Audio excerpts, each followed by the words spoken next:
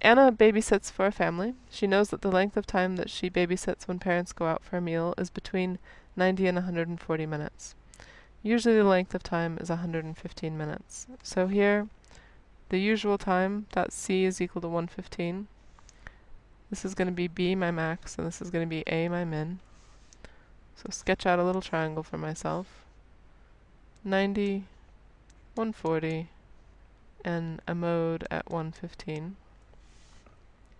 Find the probability Anna is required to babysit one evening for less than 100 minutes. So we'll put 100 in here, and that's what I'm looking for. That's my formula below or to the left. So first thing I'm going to do is find my height, and that in this case is going to be using this formula up here. So x minus a, bracket b minus a, c minus a. So 2 times x minus a, x in this case is 100, so we have x, a, c, and b. So x is 115, minus a is 90, all over b minus a, which is 140 minus 90. Can't remember what the last part is. C minus a. So c minus a. So that's c, which is 115, minus a, which is 90. And we put this into our calculator. In the calculator we get 0.04. Remember, that's just my height. So second step, find the probability. And that's going to be 1/2 times the base, which in this case is 10. The difference between 90 and 100 is 10. So 10 times 0.04. And that is equal to 0.2. So again, that being our final answer there, 0.02. Find the probability that Anna is required to babysit one evening between 100 and 130 minutes. Okay. So let's take a look at this particular diagram. 90, 115, 140. And this time I'm asking for something slightly more challenging. Here I'm looking between 100 and 130.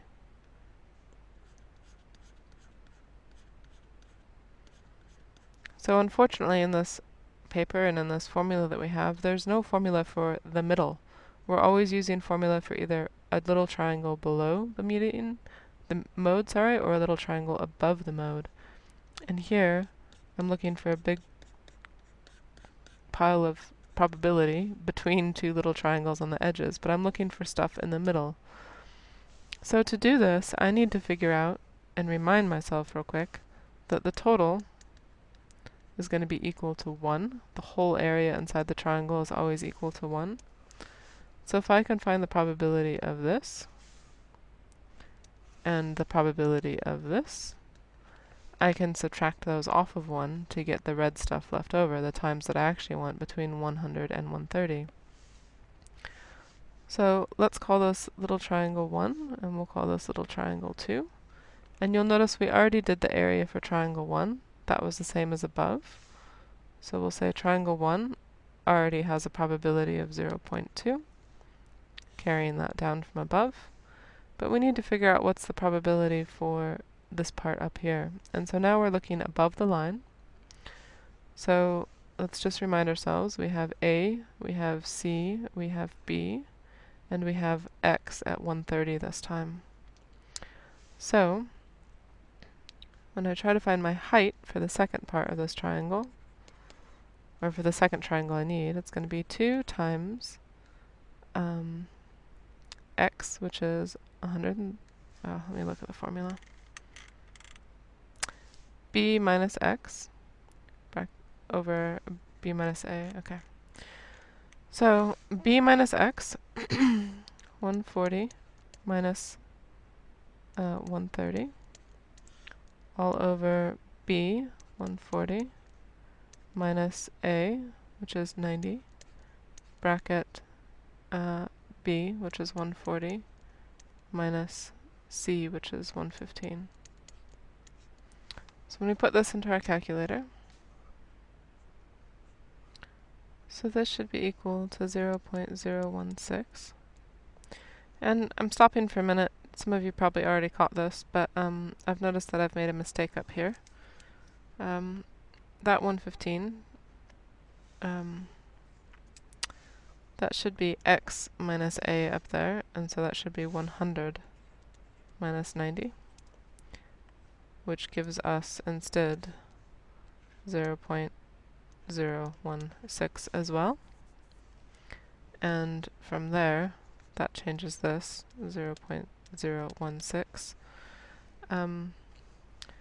to an answer of 0.8 or 0.08. So I apologize for those of you guys pulling out your twink.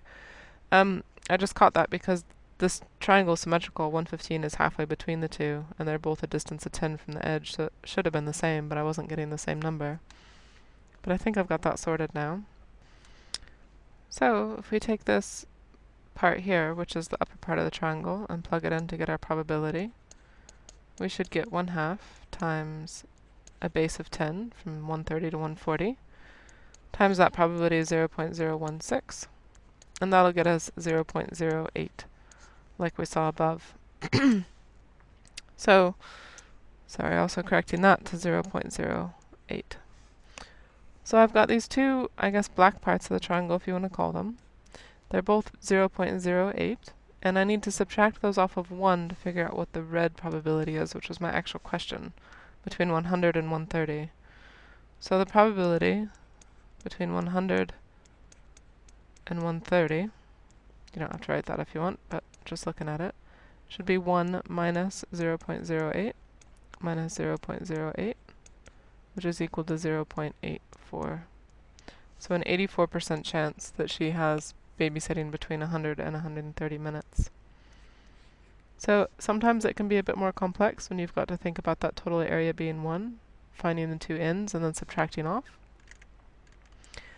And our last question here, Anna babysits for 5 evenings. Find the probability she is required between 100 and 130 minutes. Well, we've already got that, which is nice. So my probability for that is 0.84. And here we're looking on 3 out of 5 evenings. So this is where they've pulled in the binomial. I know it's a binomial because my probability should be the constant for every night. I'm going to assume independence. And so everything else should work out for binomial. So here we're looking 0, 1, 2, 3, 4, 5 nights possible. So find the probability she's required for on 3 evenings out of 5. So that's not a more than or less than problem. That's exactly 3 evenings out of 5. So that's going to be binomial, precise. And remember, binomial is x, n, and then p. So that's binomial precise. My x value here is going to be 3. N is 5 trials, and my probability is 0.84. So going into our calculator, stat, distributions, binomial, precise in this case, going to variable, and we have 3, 5, 0.84, and here the probability is 0.1517. So 0.1517. So that's our probability here, that on 3 nights out of 5 that she babysits, she'll be required between the 100 and 130 mark. So keep that in mind if they do start combining it to more than one event or more than one evening type of a situation, that you're probably looking at binomial.